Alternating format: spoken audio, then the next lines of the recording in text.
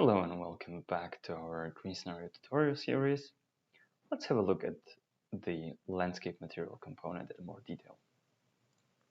It takes a closed curve as input, and we can choose from several types depending on which type we choose. So with asphalt, we have very low permeability level of 10%, but if we chose gravel, by default, it jumps up to 80% of permeability.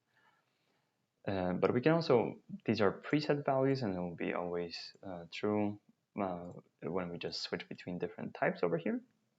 But we can also modify these individually. So for example, if we were to choose paving blocks, by default, they have 30% permeability, but we could then say actually the distances between the blocks are wider, then we can increase this, and then you can see that it has effect on a few KPIs over here. So most notably, it would be the natural water balance and then the reduction of paved surface.